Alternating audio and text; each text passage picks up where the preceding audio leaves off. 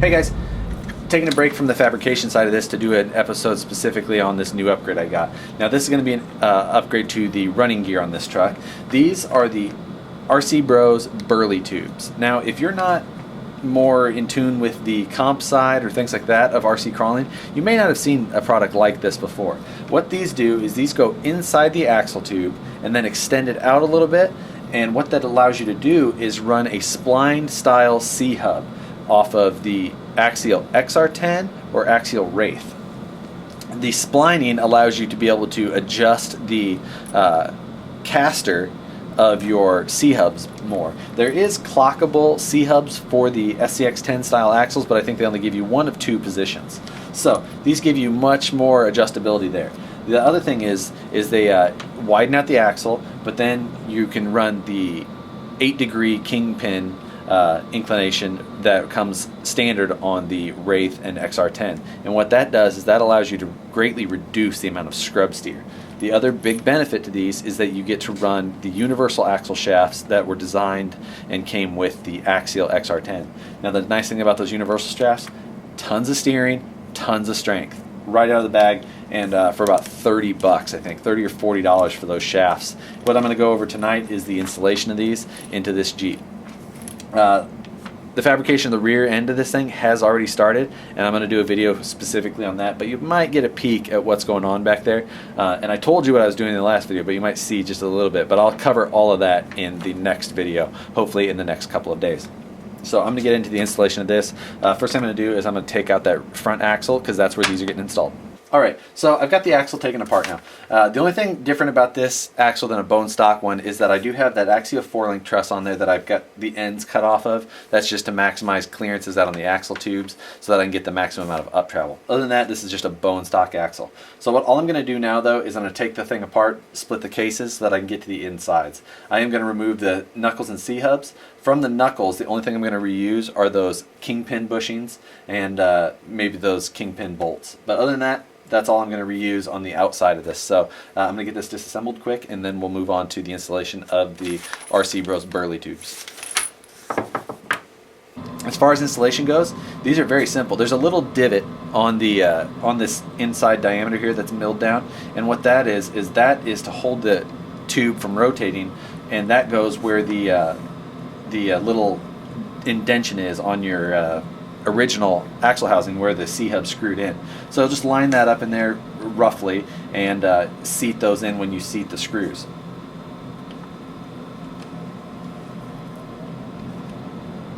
Beyond that, these will just sit in place real nice, and this is a really simple part to install compared to anything that I've used like it before. Alright, at this point I've put 2 bolts back in the axle housing. Now I can just spin these tubes just slightly until I can line up the little indention that sits underneath of where the old C-hub used to screw into. It's actually very easy to tell where that is, and it's making installation of these things just incredibly easy. Now they come with these little caps, and these caps are actually milled and anodized aluminum, and I believe they also come in like 3 different colors. The black, a red, and a blue is I believe what I see, and maybe the natural finish aluminum. But I went with black because I do plan to stay with just this regular style axle housing on this, so I just kind of want it to blend in there. Alright, with just a little bit of pressure, that cap slides right over the end of the axle housing, and you can line up the hole with the hole for the stock C-hub.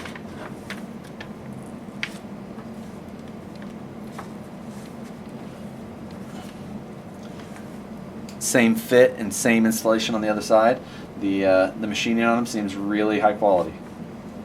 At this point, I've lined up the hole on the end of these adapters with the hole that held the original C-hub on, and now I will tighten those down with the included hardware from the kit. I've got the axle installed to this point. Now it's time for me to install the C-hubs. Now this is really the only part of this where you need any sort of specialty tools or a little bit of fabrication knowledge. What it is that these tubes don't have the hole drilled for the actual C-hub to be attached by. Now the reason is that the competition guys like to be able to clock their C's a different amount or an extreme amount compared to what someone who's just running an SCX10 like this might do. So that's the only thing that you'll need to be able to do. You'll need to be able to have access to a 3mm tap and the proper size drill bit for that tap. So it's a very easy process though, so even if it's something you haven't done before, don't be afraid to jump right in and try this. I'm going to install one of the a stock plastic Wraith or XR10 C-hub. I'm going to install this in the straight up position, meaning that the C-hub is going to be just in the same vertical plane as the axle. Now I'll probably run them one click back is all, but for now I'm just going to install it straight up and down. Now one thing that RcBro's has done to make this easier on you is there's a flat spot on the top or bottom of your tube, depending on what side it's on, and that is to be able to more easily get your drill bit to sit without walking. So they've taken some extra steps to make this even easier on you. So again, don't be afraid to jump right in and try this. Alright, so once you get your C-hubs installed, make sure that they fit nice and they're butted up to the inside of the tube there. That's really the only thing you need to look for. And once you get to that point, it's time to mark the valley that you want to drill your hole in the splines of that tube, and then simply drill and tap.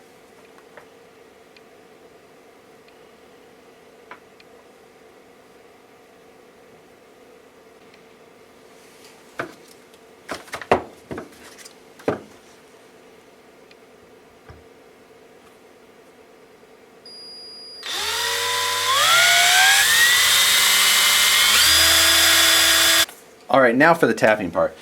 I can't say that I always tap by hand. Sometimes I'm a little lazier and I'll throw the tap in the drill, but for the most part you shouldn't do that. Also, a little tip, you can use some aluminum cutting fluid. This stuff works pretty well. It's a couple of bucks, and I use it all the time for whenever I'm cutting aluminum or drilling and tapping, things like that. It just takes a little drop on the tap and it makes things go quite a bit faster. Being that these tubes are splined has made the drilling and tapping process very easy on this. The fact that you can put your drill bit in the nice valley of one of those splines, it keeps it nice and centered. I drilled and tapped these whole things with the C-hubs installed. I wouldn't hesitate to do that even if I was using some nicer aluminum pieces at this time. But I tell you what, it's been a very easy process, and again, I wouldn't hesitate to suggest anyone try it. You can find drill and tap sets at your local hobby shop. Again, they're 3 by 0.5 for the tap to use, and the drill bit that correlates to that I believe is a 2.5 millimeter, or you can use a nearby standard equivalent. Now that I've got those all drilled and tapped, I'm going to install the countersunk screws that come with the kit. Now on these, again, and with all the bolts, I should have mentioned this, make sure to use a little dab of Loctite. Alright, now that I've got the holes drilled and tapped, I'm going to install the screws that come with the kit. Make sure and put a little dab of Loctite on those just to make sure everything's held down nice. After drilling and tapping for the C-hubs, the installation is very simple. Just slide in those new axle shafts, throw on the knuckle, reinstall the pin and hex from your original C-hubs, knuckles, and stub shafts, and you're all done. I did reuse the knuckle bushings from the stock shafts, and you can reuse the bearings in the knuckles if you'd like.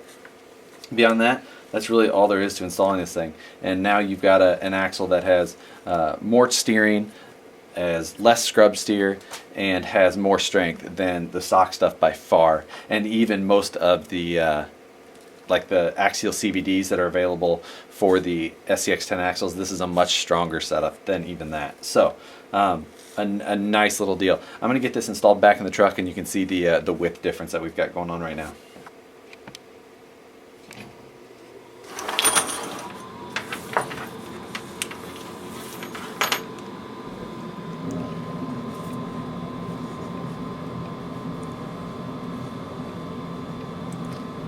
Alright guys, there we have it. The install is complete. Now what I will be doing is when I go to an adjustable offset wheel, such as the Vanquish wheels, which I'll probably be using, I'm going to go to a narrower hub to bring the hub a little bit closer to the inside of that knuckle. Now it will get me a little bit tighter to things, but I will still be able to do that. So I will end up wider than stock, but I'll have much less scrub steer a lot more steering and a lot more strength. That's where we're at for now. I do need to make a custom length tie rod now to go between these Wraith knuckles, but other than that, this new front end is all wrapped up for the time being. Later on down the road, we'll switch out some of those stock plastic parts and old Wraith knuckles with some new stuff that I've got coming, and I'll show you that later. But that's all I got for tonight, guys. Check out the December giveaway video, and like, subscribe, and share. So thanks, guys. See you later.